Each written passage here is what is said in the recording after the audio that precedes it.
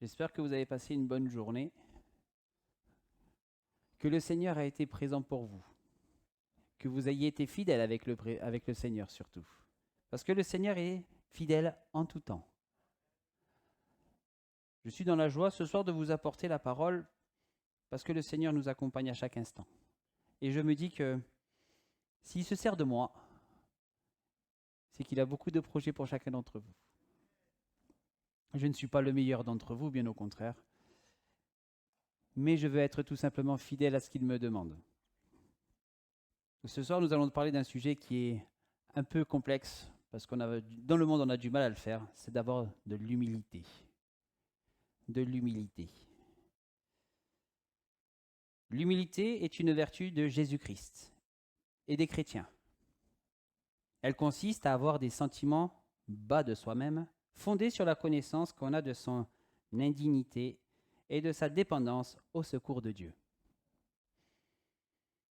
Matthieu 11, verset 29, nous dit « Prenez mon joug sur vous et recevez mes instructions, car je suis doux et humble de cœur, et vous trouverez du repos pour vos âmes. » C'est Jésus qui nous le dit.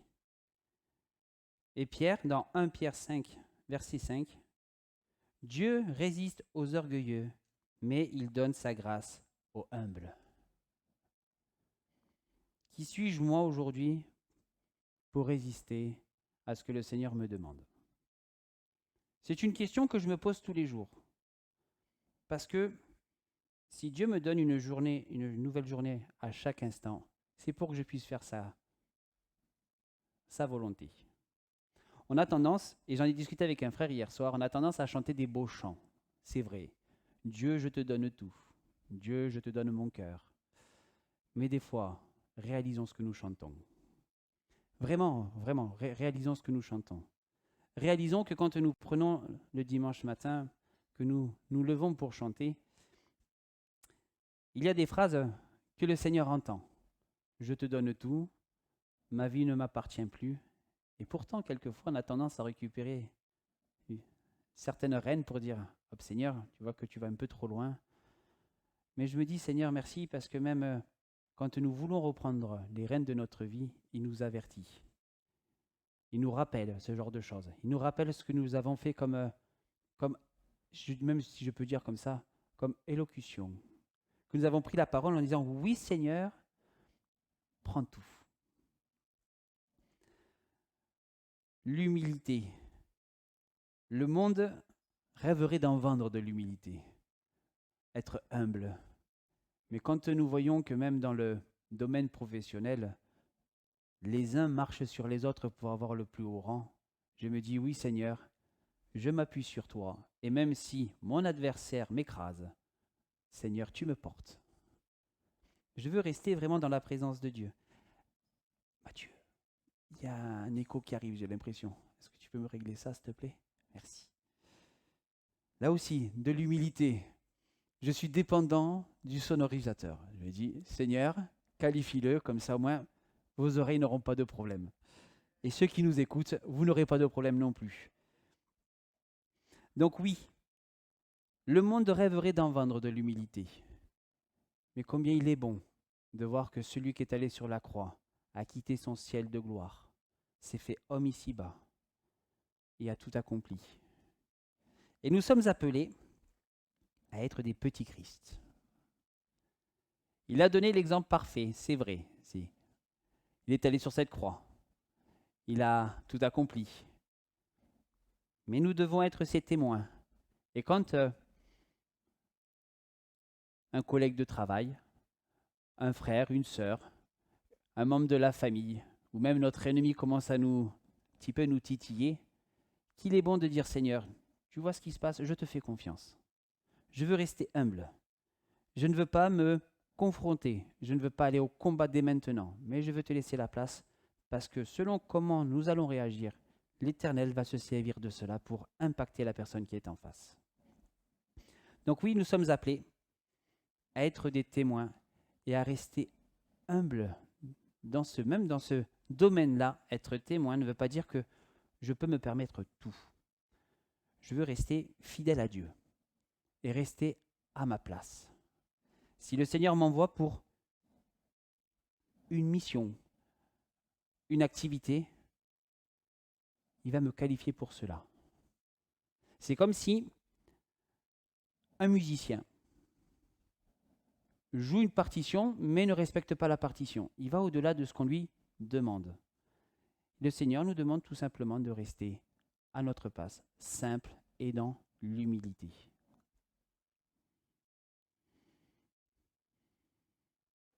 Comme je vous l'ai dit tout à l'heure, le Seigneur a quitté son ciel de gloire. Il s'est fait homme. Il est allé sur la croix. Il savait ce qu'il allait se passer. Il aurait pu, avec le plus grand respect, dire « Je quitte ce domaine. Seigneur, Père, tu vois ce qui se passe. Ils ne veulent pas écouter. Ça fait déjà 3 ans qu'ils me suivent et pourtant, ils ne comprennent pas ce qui se passe. Et pourtant, dans son amour, le Seigneur Jésus est allé jusqu'au bout. Là aussi, il est resté humble. Même si, à un moment donné, quand il fera la prière à son Père, que cette coupe s'éloigne de moi, il aurait pu là tout arrêter. Mais ce n'était pas le plan de Dieu. Le plan de Dieu pour Jésus, et Jésus l'a accepté dès le départ, c'était d'aller sur cette croix pour verser ce sang et que nous soyons rachetés derrière.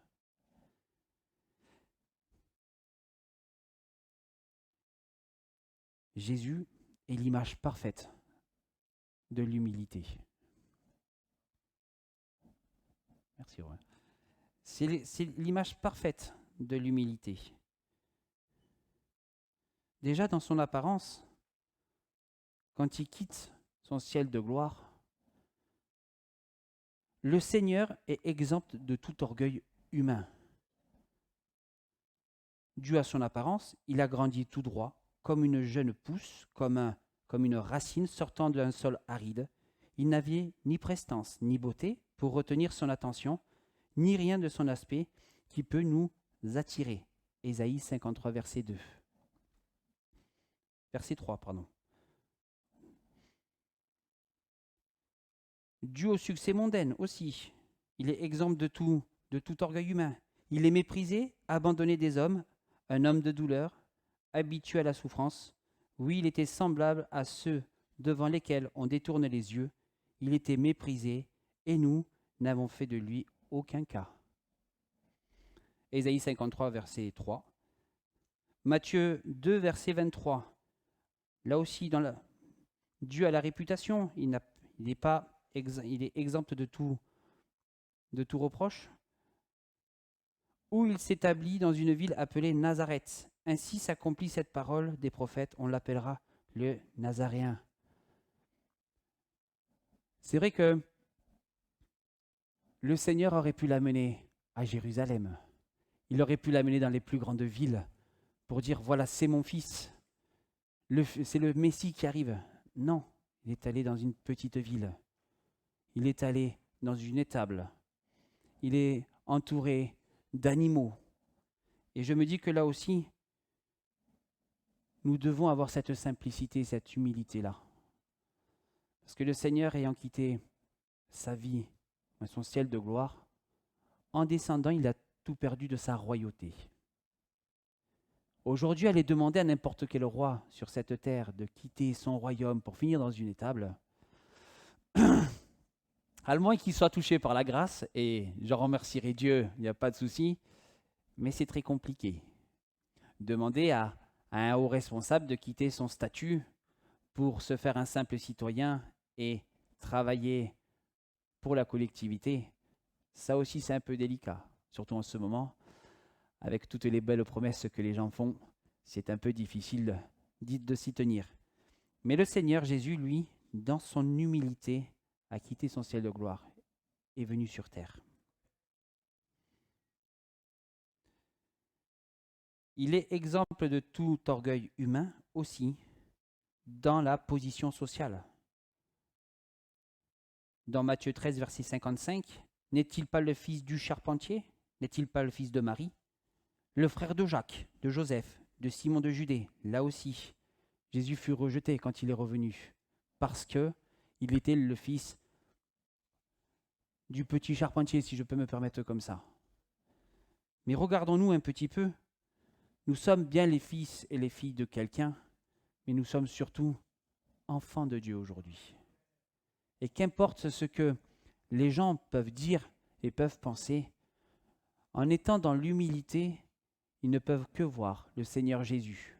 Et je vous encourage vraiment à persévérer dans ce sens-là, parce que les temps sont de plus en plus compliqués, de plus en plus durs, mais ça, nous sommes au courant, nous le savons. Et nous savons que plus le temps va avancer, et plus la fin de ce monde va être dure, et que là, nous devrions être plus persévérants. Mais si déjà nous sommes tout simplement dans l'humilité de ce que Dieu nous demande de faire aujourd'hui, dans les petites choses, quand viendra l'oppresseur ou quand viendra vraiment la fin, nous serons heureux de partir. Si nous sommes prêts à partir. Ça, c'est là, c'est la deuxième question que je me pose tous les jours. Si le Seigneur revient, suis-je prêt à partir? Je n'ai pas si, la conviction, je l'ai. Mais je n'ai pas cet orgueil de dire, je suis sûr de partir. Je suis sûr de partir demain, par exemple, alors que la journée n'est pas finie. Après, ça serait dommage de rater la marche juste au moment où Jésus arrive. Ça serait un peu dommage. Mais je vous encourage vraiment à rester simple sur ces sujets-là. De se dire, où est-ce que j'en suis vraiment avec le Seigneur? Est-ce qu'il est vraiment à la première place de ma vie? Et s'il revient aujourd'hui, suis-je prêt à partir? Ce ne sont pas des mauvaises questions à se poser. Mais ce sont des vraies questions pour savoir où est-ce que j'en suis avec mon Seigneur. Et il n'y a que l'humilité, vraiment, qui peut nous aider à savoir où est-ce que nous en sommes. C'est vrai que, comme je vous l'ai dit tout à l'heure, le monde rêve de grands personnages, rêve que les gens puissent écrire leur nom dans l'histoire. Mais malheureusement, l'histoire, à un moment donné, si on ne la travaille pas, on l'oublie. Des personnes aujourd'hui peuvent avoir des grands noms, mais dans quelques années, peuvent tomber complètement dans l'oubli. Le seul nom qui existe encore, et ça fait 2000 ans, c'est Jésus. C'est Jésus. Ce qui est impressionnant, c'est qu'aujourd'hui, on vit dans un monde qui va tellement vite qu'on ne se souvient même pas de nos dirigeants d'il y a 10 ans, 15 ans. On ne sait même pas qui c'est qui va se présenter peut-être aux futures élections, mais on se souvient d'un nom, de Jésus. Et pourtant, il a quitté son ciel de gloire, s'est fait homme, est né dans une étable, pas dans une famille très riche, mais il est le Fils de Dieu. Et tout le monde s'en souvient. Et tout le monde en parle encore aujourd'hui. Alors oui, je me dis que dans être humble, je préfère que mon nom disparaisse de la face du monde, mais que le nom de Jésus apparaît sur mon cœur. Et nous pouvons voir aussi, à travers différents grands personnages de la parole de Dieu, que l'humilité permet à l'œuvre de Dieu d'avancer beaucoup plus vite. Comme nous le voyons avec Jacob, qui va à la rencontre de son frère dans la Genèse 32, verset 10. L'unité de notre Seigneur, l'humilité de notre Seigneur est grande. Nous devons aussi en prendre conscience. Dans la parole, plusieurs personnages furent remplis d'humilité. Donc, Genèse 32, verset 10. Jacob pria. Dieu de mon père Abraham, Dieu de mon père Isaac, ô Éternel, toi qui m'as dit, retourne dans ton pays, dans ta famille, je te ferai du bien. Souvenons-nous de ce passage. C'est quand Jacob va à la rencontre de son frère et que, certes, il y a une crainte, mais le Seigneur est là pour tout arranger. Faire confiance à Dieu. Dans ce passage, même si on parle d'humilité, Jacob fait confiance à Dieu. parce qu'il avait cette parole que l'Éternel lui ferait du bien. On voit aussi, et on va le lire ensemble, dans 1 Samuel 9, verset 21, c'est le roi Saül. Certes, à la fin, sa vie a mal fini. 1 Samuel 9, verset 21.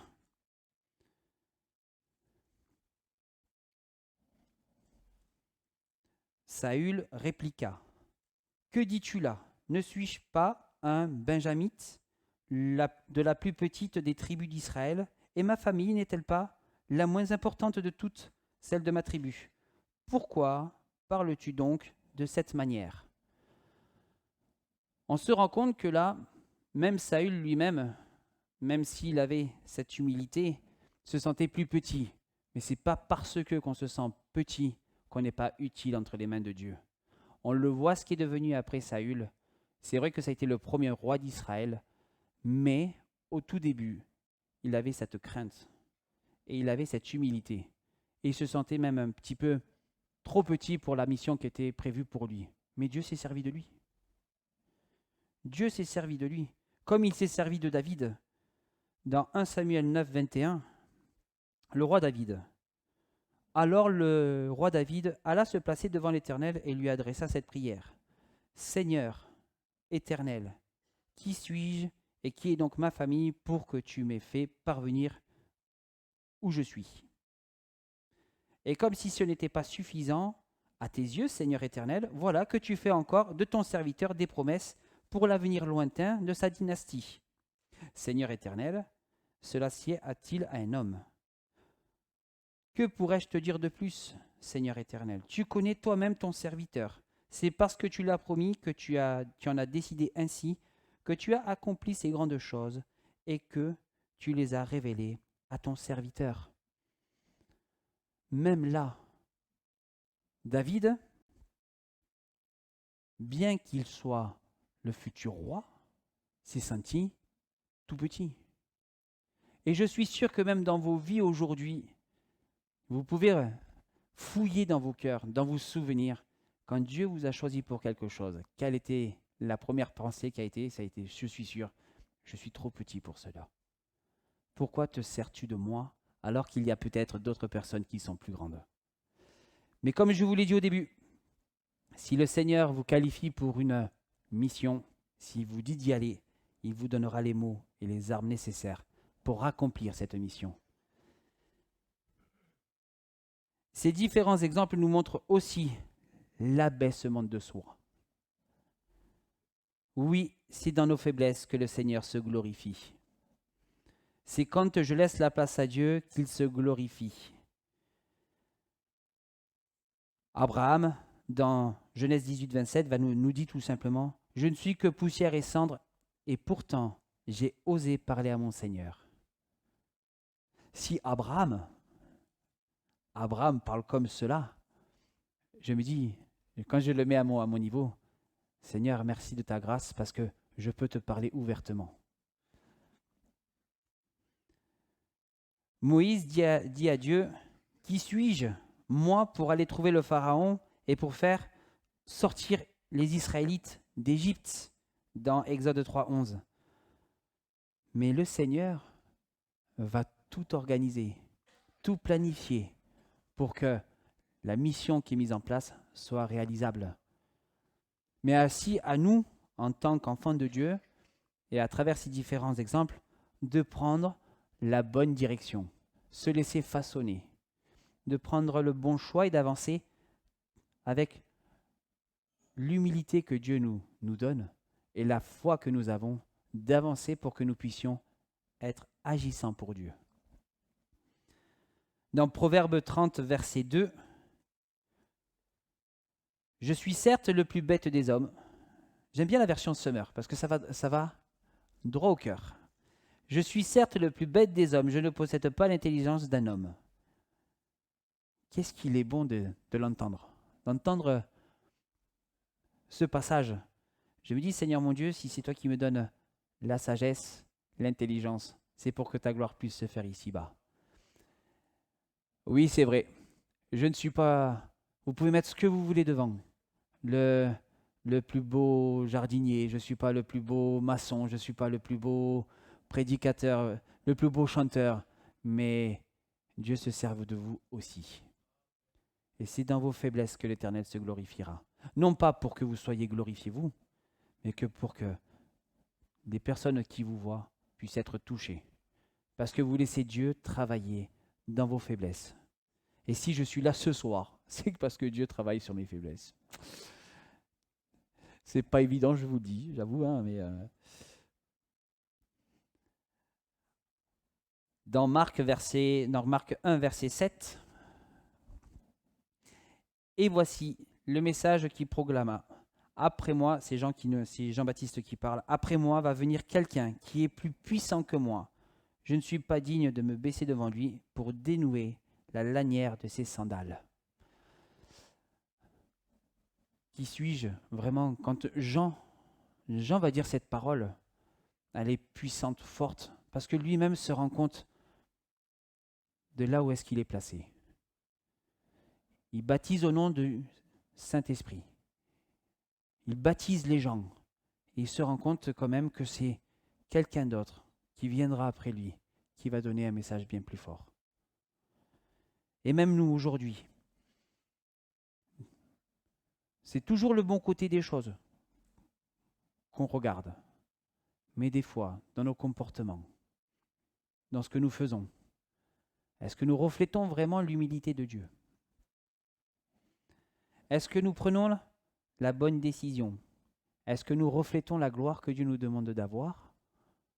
Ou est-ce que tout simplement, de temps en temps, nous reprenons les devants et nous laissons Dieu un petit peu derrière?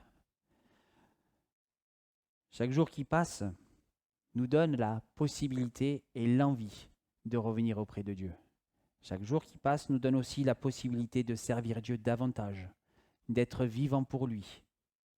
Et j'aime utiliser cette expression, j'aime parce que Dieu se sert de moi et je ne veux pas me servir de Dieu.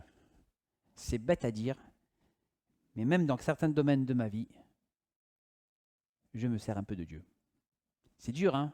Je suis qu'un simple prédicateur, je suis pas mieux que vous, hein? Au contraire. Et même si je pouvais m'humilier davantage, je le ferais. Mais je me dis que si le Seigneur vous place quelque part, faites-lui confiance. Ne vous attendez pas à avoir les portes qui s'ouvrent automatiquement. Mais Dieu va les ouvrir. Et des fois, il les ouvre d'une manière qu'on n'y s'y attend pas du tout. Mais il le fera. Si vous suivez ses instructions, si vous êtes sur le plan qu'il a créé pour chacun d'entre vous, forcément, hein, on reste toujours dans le cadre où nous sommes sauvés et que nous sommes à la continuité de Jésus. Toujours.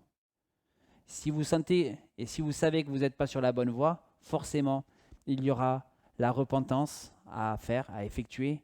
Il faudra demander pardon à Dieu, c'est très bien, mais si il y a des gens, il faudra leur demander pardon aussi parce que ça marche dans les deux sens. Demander pardon à Dieu et à ceux qu'on a blessés. Mais on reste toujours dans le cadre d'un enfant qui suit le Seigneur. Et surtout qu'en ce moment, avec tout ce qui se passe dans le monde, on ne peut être que ébranlé, c'est vrai. Ébranlé ne veut pas dire complètement écroulé ou inquiet. Mais on peut tenir bon et on doit tenir bon. Parce que ce qui est le plus important, quand même, c'est de perdre sa vie d'ici-bas ou c'est de la gagner là-haut?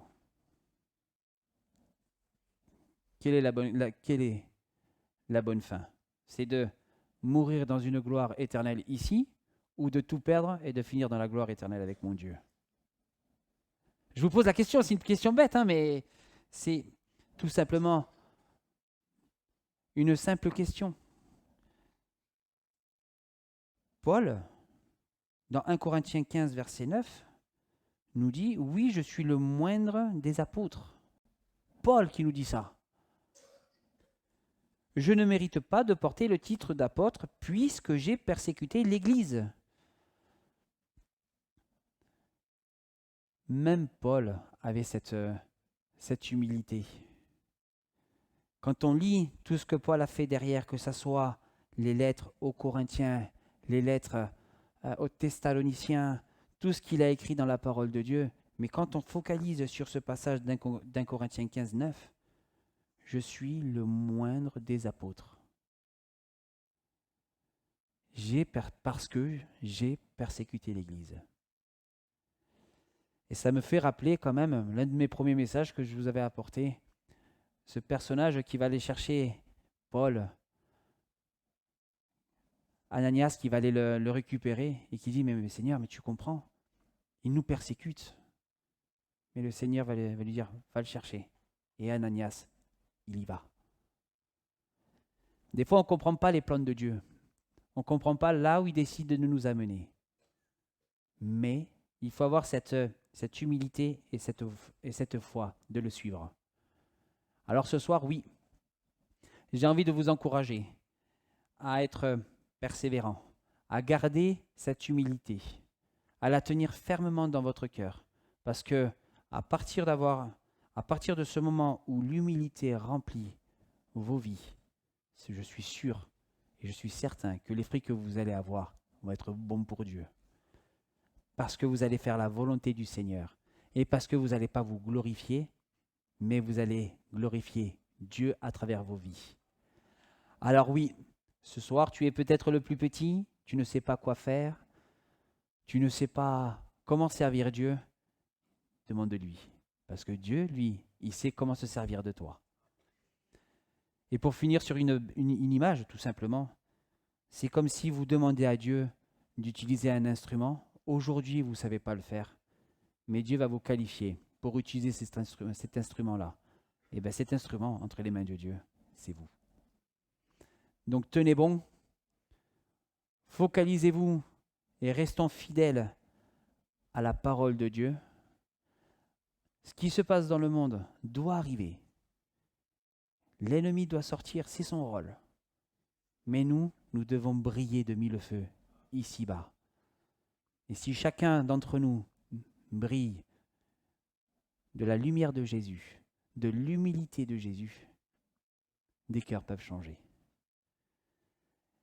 Et quand nous voyons que même pendant le confinement, des gens, des enfants, de la création de Dieu s'est transformé en enfants de Dieu, je me dis, le Seigneur n'a pas besoin de nous, forcément, mais il se servira de nous pour toucher ceux qui ont un cœur peut-être un peu plus dur. Et attendez-vous à être mis à l'épreuve. Ce n'est pas nous qui devons mettre Dieu à l'épreuve, mais c'est Dieu qui va nous mettre à l'épreuve pour que nous soyons vraiment déterminants et que les gens puissent voir en nous Jésus-Christ. Vous êtes prêts à faire ça là? La mission commence. Elle est loin d'être finie. Moi, je dis ça, je ne sais pas. Peut-être qu'elle se finit peut-être dans 10 minutes, j'en ai pas la moindre idée. Mais peut-être que dans les 10 minutes qui arrivent, on va peut-être croiser quelqu'un et que là, il va falloir briller de la lumière de Jésus. Parce que là, il y a un rendez-vous encore extraordinaire à avoir. Seigneur mon roi, je veux te louer et t'adorer, Seigneur mon Dieu. Pour ces moments, Seigneur mon roi, encore une fois, que tu permets, Seigneur mon Dieu, où nous nous rassemblons, Seigneur, autour de ta parole, Seigneur mon roi. Merci pour ce message que tu as mis sur mon cœur. Et merci pour ces cœurs, Seigneur mon Dieu, qui sont disposés à l'entendre, Seigneur mon roi. Seigneur, tu connais, tu vois tout ce qui se passe dans le monde, Seigneur mon roi. Mais ce que nous voulons, nous, c'est nous accrocher à toi, Seigneur mon Dieu, et avoir cette humilité, Seigneur mon roi. Et à nous dire que oui, sans toi, Seigneur mon roi, nous ne pouvons rien faire. Et nous voulons, Seigneur mon Dieu, ne plus sonner creux, mais Seigneur mon Dieu, nous voulons sonner comme toi tu nous le demandes. Seigneur mon roi, sois glorifié, sois élevé encore à travers tous ces messages, toute cette parole, Seigneur mon Dieu, tous ces exemples, tous ces textes que nous avons pris, Seigneur mon roi. Merci de ranimer la flamme pour certains, Seigneur mon Dieu. Mais surtout, Seigneur mon roi, merci parce que nous n'avons pas un esprit de timidité. Et c'est toi qui nous conduis. Sois glorifié, sois élevé, Seigneur mon Dieu. Sois exalté, Seigneur mon roi, pour ces moments. Amen.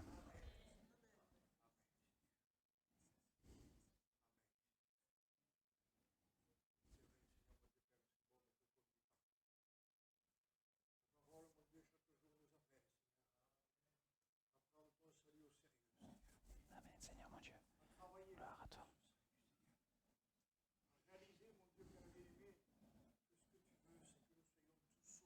Amen, amen.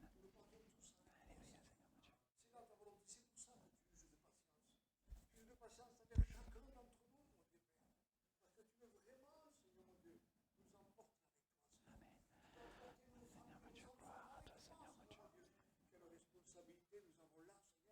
Aide-nous, Seigneur, arme-nous, Seigneur. Équipe-nous, Seigneur, mon Dieu, Père bien-aimé, pour dans l'amour, Seigneur, mon Dieu, Père, les introduire dans ton royaume. Amen, amen. Pour la gloire de ton nom, Père. Amen, amen, Seigneur mon Dieu.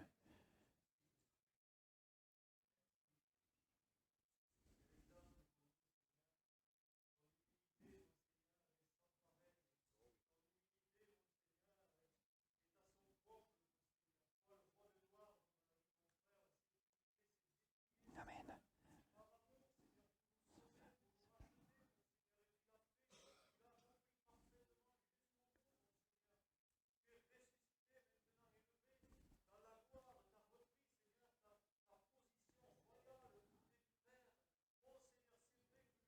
Amen, Seigneur mon Dieu, gloire à toi.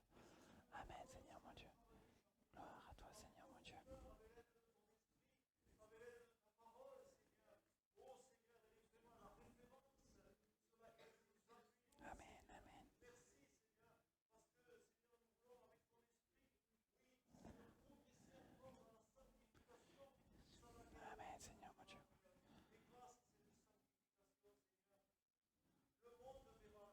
Amen, amen. Amen, Seigneur mon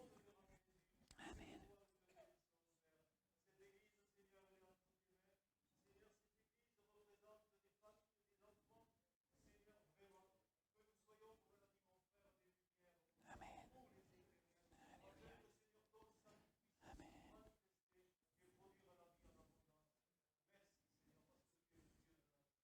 Amen. Amen. Amen, Seigneur mon Dieu, gloire à toi. Béni sois-tu. Sois glorifié.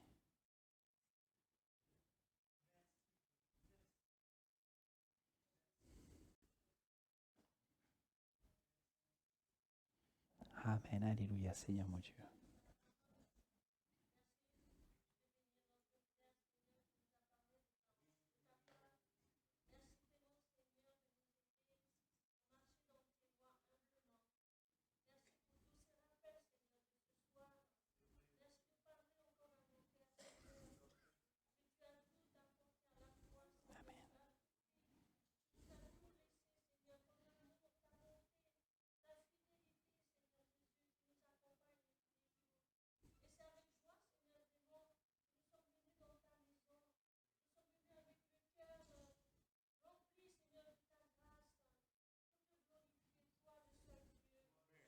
Amen. Amen. Amen.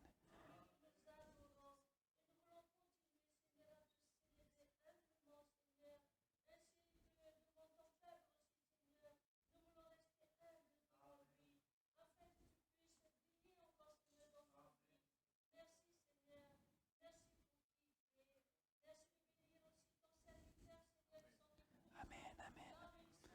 Amen, Seigneur mon Dieu.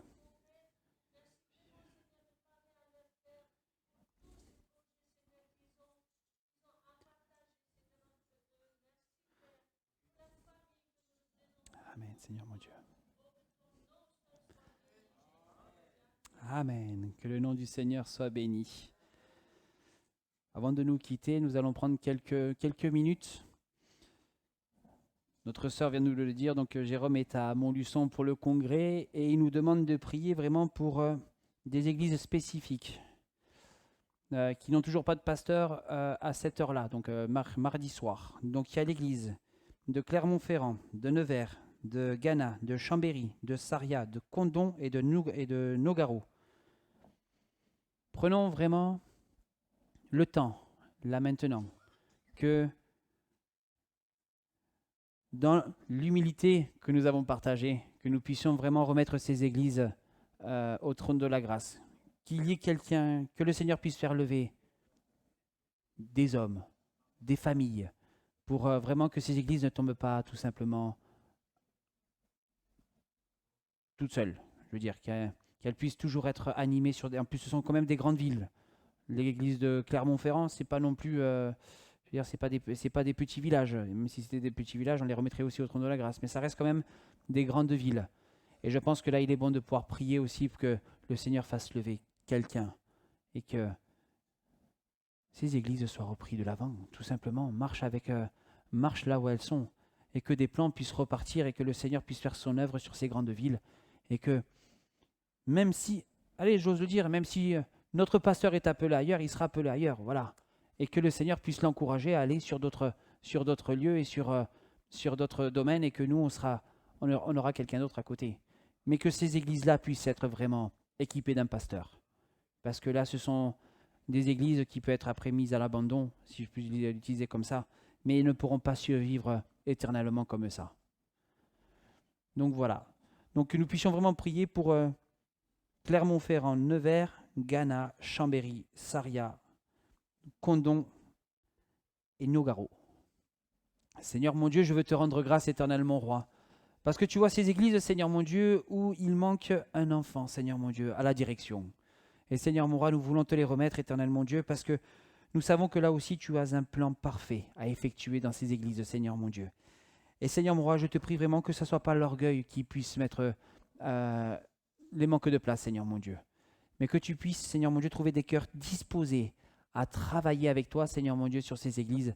Et que tu sois à la manœuvre, Seigneur mon Dieu.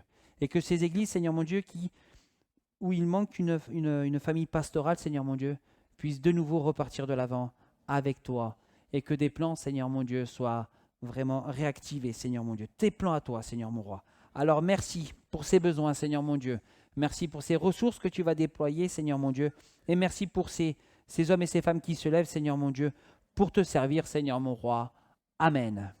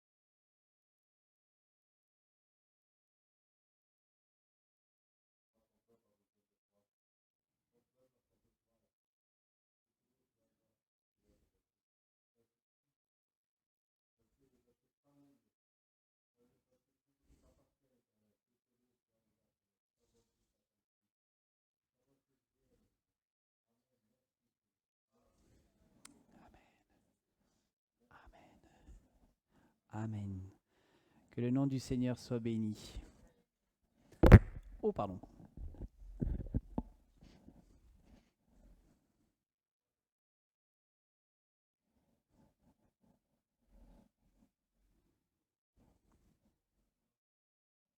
Oui, il n'y a pas de souci, bien sûr.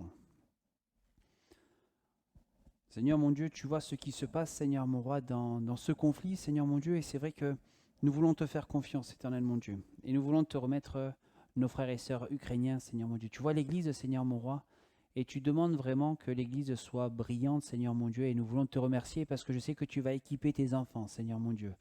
Et Seigneur mon roi, je sais que malgré ce conflit, Seigneur mon Dieu, l'Église ressortira encore plus forte et plus grande, Seigneur mon Dieu, sous ton regard, Seigneur mon roi, parce qu'elle s'accroche davantage à toi. Et là, Seigneur mon Dieu, ce qui est écrit dans ta parole commence à se réaliser, Seigneur mon Dieu, dans ces pays. Oui, les bruits de guerre sont là, sont dans le pays, Seigneur mon Dieu. Et nous nous attendons à toi dans ces conflits, Seigneur mon Dieu.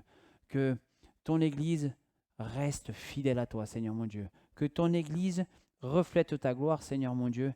Et que malgré les pertes, Seigneur mon Dieu, malgré la tristesse qu'il peut y avoir, Seigneur mon Dieu, que tu puisses être là à réconforter tes enfants, à les rendre glorieux pour toi, Seigneur mon Dieu, et à les rendre persévérants davantage, Seigneur mon roi. Alors je te remercie, je te loue, Seigneur mon roi. Mais je veux aussi, Seigneur mon Dieu, te remettre en même temps l'Église de Russie, Seigneur mon Dieu. Je veux te louer, Seigneur mon roi, parce que c'est vrai que nous parlons que de l'Ukraine, mais Seigneur mon Dieu, je te remets nos frères et sœurs russes, Seigneur mon roi, qui même dans ces églises-là, Seigneur mon Dieu, sont peut-être persécutés par leur direction, Seigneur mon Dieu, par leurs dirigeants, Seigneur mon roi. Mais je sais que là aussi, tu fais une œuvre extraordinaire, Seigneur mon roi. Alors merci pour l'Église d'Ukraine, l'Église de Russie, Seigneur mon Dieu.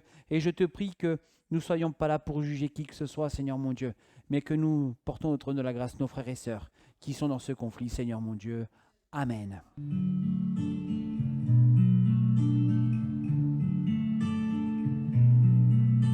Well, I heard there was a secret chord David played and he plays the Lord, but you don't really care for music, do ya? Well, it goes like this: the fourth